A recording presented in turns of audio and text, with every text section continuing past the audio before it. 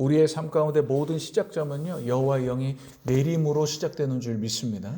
하나님의 일의 특징이에요. 사울왕이 왕으로 기름 부음을 받았지만 여러분, 첫 사울왕의 시작점이 어디죠? 여호와의 영이 임하는 거예요. 그래서 블레셋과의 전투가 처음 시작됐을 때 여호와의 영에 크게 감동되어서 사울왕이 대승을 거두게 되죠. 그때부터 사울왕이 이제 왕으로서의 권위가 세워지고 능력이 발휘되기 시작하는 것입니다. 그런데 사울왕의 인생의 마지막이 또 어떻게 됐어요? 여호와의 영이 떠나는 거예요. 이처럼 여호와의 영이 임하는 것을 여러분 잘 들어주세요. 여호와의 영이 임했다고 해서 모든 게 끝나는 게 아닙니다. 모든 게 끝나는 게 아니에요. 미국의 베델교회의 빌 존슨 목사님이란 분이 계세요. 그분이 제일 좋아하는 성경 구절이 뭐냐면 비둘기 같은 성령이 예수님께 임하셨다라는 거예요. 그런데 예수님이 공생의 기간 동안 어떻게 사셨는가? 비둘기같이 임하신 성령님. 근데 비둘기가 제 지금 어깨 위에 올라와 있어요. 그러면 여러분 조심스럽게 다니지 않으면 이 비둘기는 어떻게 될까요? 떠나가는 겁니다. 떠나가는 거예요. 그래서 사도행전은 뭐라고 얘기하냐면 너희가 순종함으로 받은 성령 이렇게 얘기하는 거예요. 여러분 성령님이 우리 안에 계시면 우리가 성령을 받고 그 다음에 우리의 순종을 통해 이 비둘기 같은 성령님을 모시고 함께 동행하는 줄 믿습니다. 우리가 여러분 착각 속에서 빠져나와야 될 게 있어요. 그게 뭐냐면 성령이 우리 안에 임하시면 보혜사 성령이 너희 안에 임하시면 영원토록 너희를 떠나지 아니하리라. 여러분 이 말을 많은 학자들과 이 교리에 이 덫에 걸려가지고 이 말씀을 오해하고 있어요. 여러분 성령이 왜 우리 안에 오셔서 떠나지 않는다고 하신 이유가 뭐예요? 말씀을 해석할 때는 문맥을 봐야 되는 거예요. 지금 예수님이 보혜사 성령이 너희 안에 계시면 성령이 떠나지 않는다고 한 이유는 예수님의 제한적 동거 때문이었어요. 그러니까 예수님이 나는 너희들과 함께 영원토록 함께 있을 수 없다. 나는 아버지께로 간다. 그러면서 그 문맥 가운데 나온 게 뭐예요? 보혜사 성령이 너희에게 임하시면 너희와 영원토록 함께 하리니 이 말이 나온 거예요. 그러니까 이 문맥을 보면 뭐예요? 예수님은 제한적으로 육신의 몸을 입고 오셨기 때문에 떠날 수 있지만 성령은 우리 가운데 오시면 우리 안에 내주하시면 믿는 자에 의해서 떠나지 아니하신다. 믿으시면 아멘 합시다. 아멘이세요? 그런데 우리가 순종하지 않고 우리가 비둘기 같은 성령님이 우리 안에 오셨는데 성령이 떠나지 않는다. 이것은 어떤 말이냐면 여러분 성령님을 인격적으로 생각하지 않는 겁니다. 성령은 인격이세요. 여러분 제 아무리 어떤 관계도 인격은 관계를 맺잖아요. 제 아무리 어떤 관계도 인격적인 관계는 떠날 수 있는 잠재력이 있는 거예요. 믿습니까? 아무리 부모님과의 자녀와의 관계라도 생각이 안 맞으면 떠날 수밖에 없는 거예요. 형제자매뿐만 아니라 다 그렇습니다. 믿습니까? 그런데 성령님이 무슨 로봇이십니까? 우리 안에 오셔가지고 우리가 죄를 흥청망청 짓고 있고 허랑방탕하게 살아가고 있는데 우리 안에 성령님이 그것을 견디지 못하시죠. 성령님은 깨끗한 영이신 줄 믿습니다. 그래서 홀리 스피릿이에요. 그런데 우리가 우리의 영혼을 더럽히는데 어떻게 성령이 안 떠나십니까? 이게 말이 안 되는 소리입니다. 성경을요 이상하게 해석을 하는 거예요. 그러니까 교리의 늪에 빠져서 보혜사 성령이 임하시면 성령이 떠나지 아니하신다.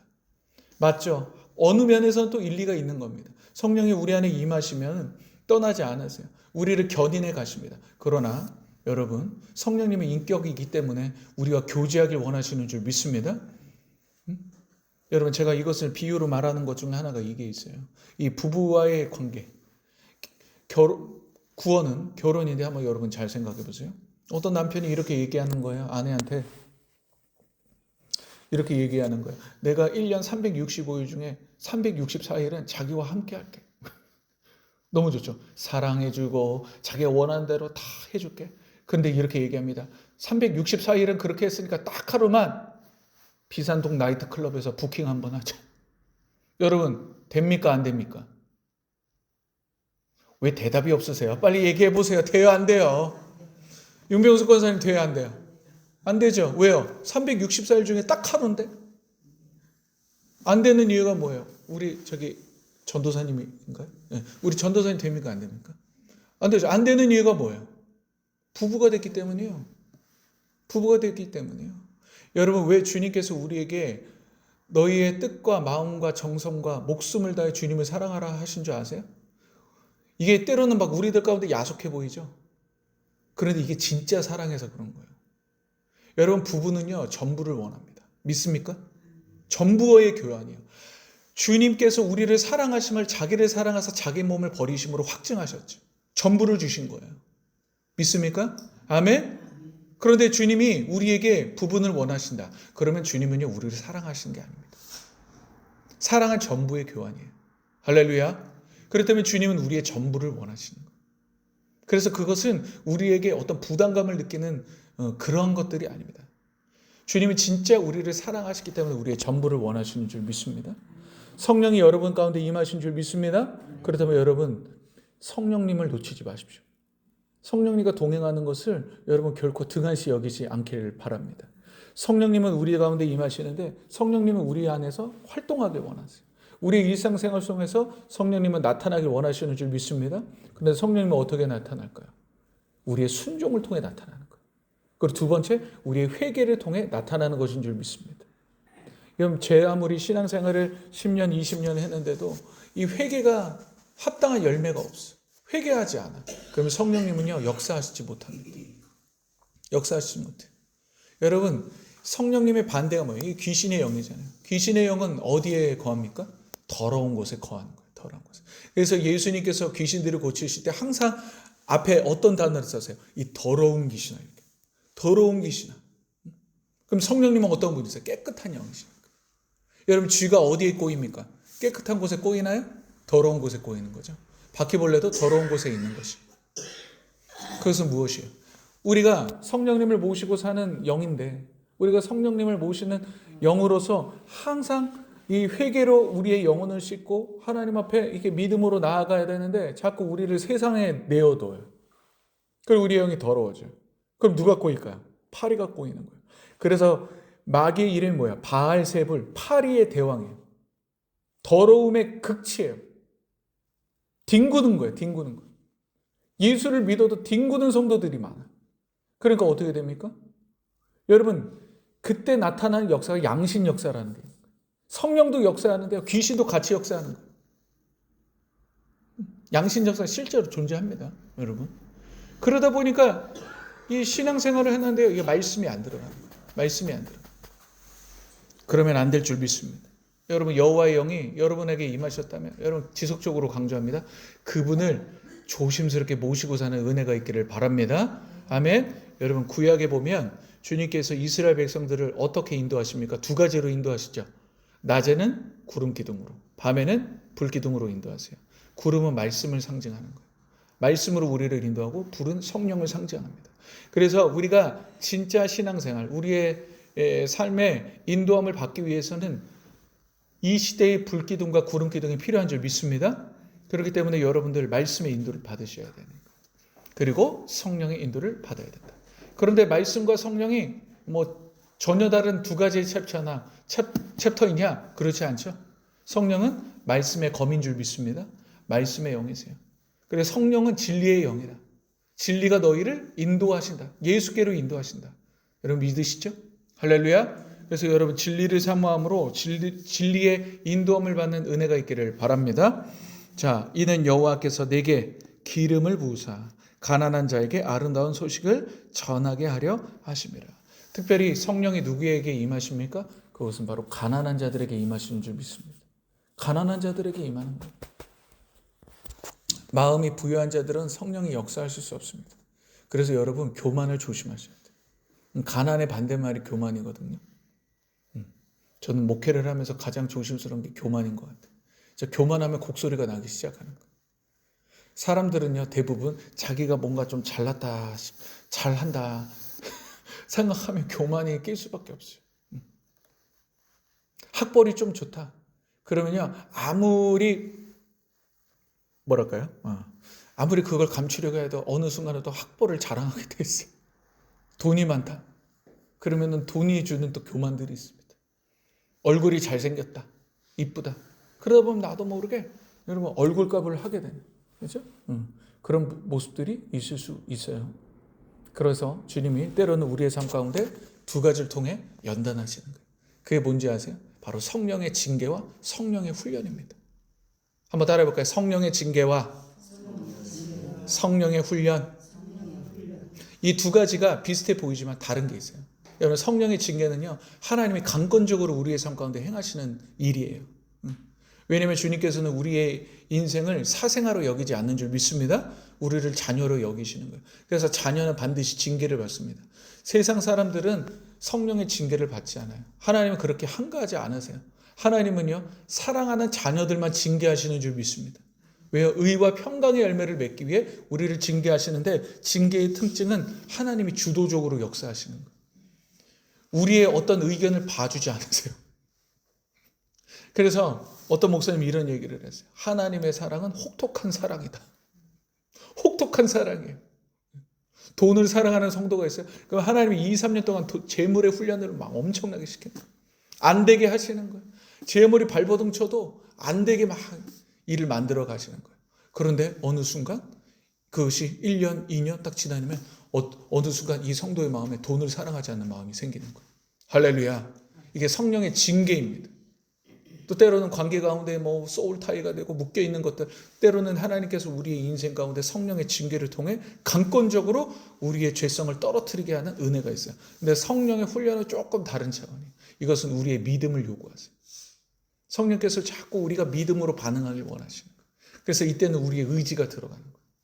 의지가 들어오면서 성령과 함께 동역함으로 자꾸 믿음을 훈련시켜 나아가는 것이에요. 그렇기 때문에 우리 안에 계신 성령은 성령의 징계와 훈련을 통해서 우리의 삶을 아름답게 빚어가는 줄 믿습니다. 그렇게 되면 어떻게 되냐? 여러분 안에 가난한 마음이 장착이 됩니다.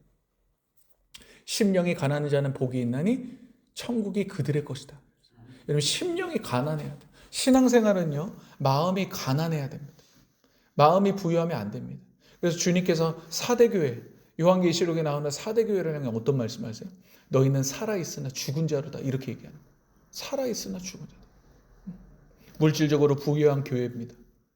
부족함이 없는 교회예요. 그래서 주님의 평가는 뭐예요? 반대예요. 너희가 살아있다고 생각하느냐? 아니다. 너희들은 죽은 자다. 이렇게 얘기하시는 거예요. 어쩌면 저는 이런 생각을 해요. 이제 저도 담임 목회를 이제 초년생이잖아요. 어떻게 보면 담임 목회를 시작하고, 여러분들은 뭐 알지 모를지 모르겠지만 제가 지금 이 담임 목회를 시작하면서 많은 연단을 받고 있습니다. 많은 연단을 받고 있어요. 여러 가지 영혼 몸에 많은 연단을 받고 있는 것 같아요. 그렇지만 여러분들에게 또 때로는 이런 것들이 덕이 안 될까 봐 얘기는 하지 않는 거예요. 그런데 제가 그런 생각이 들어요. 어느 순간 그런 생각이 드는데, 지금이 어쩌면 귀한 때다. 지금이 귀한 때다. 이렇게 부족하고 어렵고 힘들 때, 이때가 귀한 때다. 나중에 잘 됐을 때 그때가 진짜 위험한 때다. 믿습니까, 여러분? 잘 될 때 조심하셔야 돼요. 뭔가 좀 편해질 때 조심하셔야 돼요. 할렐루야. 잘 될 때 진짜 조심하셔야 돼요. 뭔가 경제력이 피고 여러분의 삶 가운데 뭔가가 잘 흘러가는 것 같아요. 그때 여러분 성령을 의지하지 않습니다. 의지하지 않아요. 왜요? 삶이 그냥 잘 돌아가니까. 잘 돌아가니까. 그러면 어떻게 된 줄 아세요? 마음이 가난해지지 않는 거예요. 마음이 부유해지는 거예요. 그럼 성령은 역사하지 않습니다. 항상 성령님은 가난한 자들에게 임하시는 줄 믿습니다. 그러면서 뒤에 구절 한번 보세요. 나를 보내사 마음이 상한 자를 고치며 포로된 자에게 자유를, 갇힌 자에게 노임을 선포하며. 성령이 우리들 가운데 임하시며 나타나는 특징, 가난한 마음 가운데 임하셔서 우리를 자유케 하시는 줄 믿습니다. 갇힌 자들을 놓게 하시는 거예요. 할렐루야. 그래서 예수님이요, 공생의 시작 가운데 회당에 가서 읽으신 글이 뭐예요? 바로 이 글이죠. 주님이 이사야서 61장 1절을 선포하고 이 말이 너의 귀에 응하였느니라. 할렐루야. 이 말씀을 하시고 공생애를 시작하시는 거예요. 그러면서 이 말씀 가운데 예수님은 요단강에서 성령을 받으시고 사역을 시작하신 것입니다. 그래서 포로된 자들, 갇힌 자들, 그들을 고치시는 하나님의 은혜가 예수님을 통해 나타나게 된 것이죠.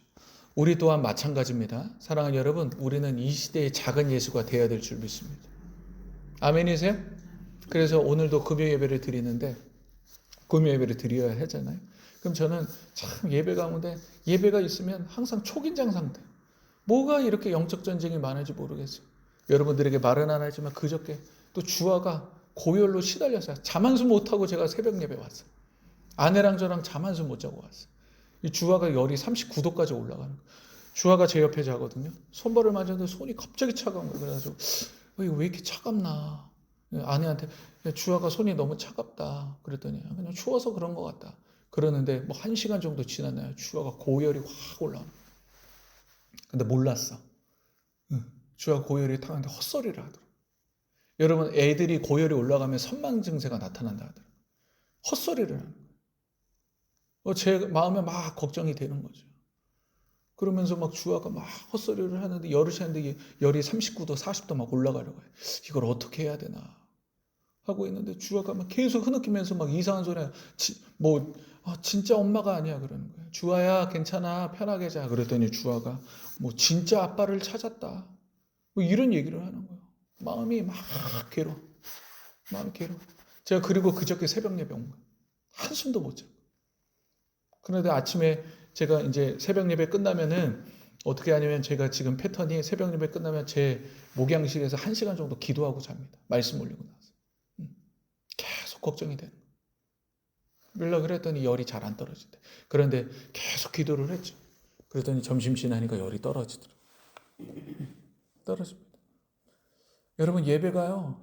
저는 쉽게 예배 드린 적 없어요. 지금까지도. 이게 어둠의 영이 진짜 살아있는 말씀을 전하는데 저는 긴장하고 있다고 믿습니다. 믿습니까? 왜 이렇게 갑자기 무거워졌지? 전 그러고 살아요. 그러고 살고 있어요. 이게 뭐 한두 번 겪은 일들이 아니에요. 그러니까 저는 기도 없으면 못 사는 거예요. 뭐 해결할 수 있는 방법이 없어요. 하나님 앞에 매달려서 응답을 받는 수밖에 없는 거예요, 제 삶은. 그게 복인 줄 믿습니다. 여러분 제가 선포하는 이 말씀들이 그냥 나오는지 아십니까? 이 교만한 소리가 아닙니다. 제가 체험되지 않으면 이런 설교는 나올 수가 없는 거예요. 믿습니까? 글로 배워서 저는 설교하고 싶지 않습니다. 글로 배워서. 진짜 성령이 임하시지 않으면 저는 안 되는 삶을 살고 있는 거예요. 오늘 조금 늦었어. 야, 신호가 얼마나 많이 걸리던지 오늘따라 기도. 마음이 복닥복닥 거리는 거야, 진짜. 새벽 예배 오는데 또 아직까지 이사는 못 해가지고 또 40분 정도 걸리잖아요. 아침 일찍부터 준비해서 새벽에 일어나가지고 자꾸 와야 되는데 신호가 계속 걸립니다. 그러면 마음이 복닥복닥 거리는 거야. 마음 지키고 오는 게 또 일이야. 할렐루야. 이러고 오는 거예요, 제가. 이러고 예배 드리려고 오는 거예요. 목회 누가 쉽다 그랬어요? 목회 누가 쉽게 한다 그랬어요? 저는 쉽게 해본 적이 없어요, 목회를. 해본 적이 없습니다. 사랑하는 여러분, 그런데 여러분이 아셔야 돼요. 진짜 깨어있으면 여러분 마귀가 긴장 상태고 여러분 삶을 가만히 두지 않겠죠. 그런데 여러분 그것을 기뻐하시길 바랍니다. 하나님이 지금 여러분 삶을 통치하고 있다는 역증인 줄 믿습니다. 그리고 그것을 통과했을 때 하나님이 나타나는 역사가 있어요. 그게 뭔지 아세요? 영혼이 살아나는 역사. 할렐루야. 그래서 제가 보니까 신앙생활은요 다 대가 지불이에요. 대가 지불하고 하는 거예요. 여러분들도 다 제가 물세례와 성령세례는 아직 얘기 안 했지만 자꾸 죽음을 통과해야 된다. 여러분 옛사람이 죽음을 통과해야 된다 얘기하잖아요. 진짜 목회를 하려면요 성도들보다 7배는 목회자들이 죽었다 일어났대. 죽었다 살아났다. 죽었다 살아났다. 그거 안 하면 반드시 인간적인 방법을 합니다. 저는 분이의 교회가 모든 것이 다 영적으로 시작하기를 바랍니다. 아멘. 네? 모든 사역, 그렇죠? 사역도 할 게 얼마나 많아요. 너무 많아요. 해야 될 사역들 많아요. 저도 이 안에 열정이 있는 사람이기 때문에 분이의 교회 가운데 막 사역하고 막 이거 도전하고 지금도 많아요. 그런데 다 지금 하지 않아요. 왠 줄 아세요? 성령께서 시작하시는 일인가를 컨펌하기 위해서 안 하는 겁니다. 저희 혈기와 능력과 막 의지를 했으면 벌써 다 모든 것들을 했을 거예요. 하지 않는 거예요. 예배의 기본부터 잡아라. 그렇게 세연이 했기 때문에 지금 성도들에게 말씀 전하고 이거에 집중하고 있는 거예요. 할렐루야. 그리고 우리 교회가 갖고 있는 재정, 우리 또 장로님 계시는 재정, 그 모든 게 저는 다 하나님의 영이 묻어나는 일들이 되기를 주님의 이름으로 축복합니다. 그래야 영적으로 쓰는 거예요. 제가 오늘도 설교 듣고 왔는데 굉장히 재밌는 얘기를 했는데 마음이 씁쓸해. 주 예수. 세상 사람들이 예수님을 뭐라고 하는지 아세요? 주 예수라 한대요. 주 예수 맞죠? 주 예수 맞잖아요? 근데 그 주자가 어떻게 써 있는지 아세요? 가로치고 주자야. 이 말이 뭐예요? 주식회사 예수. 주식회사 예수. 다 뭐 돈에 대한 이야기겠죠. 주식회사 예수. 여러분, 우리 분일교회는 절대로 그렇게 되면 안 될 줄 믿습니다. 안양 땅에 정말 입소문 나길 원하는데 진짜 깨어있는 교회. 할렐루야.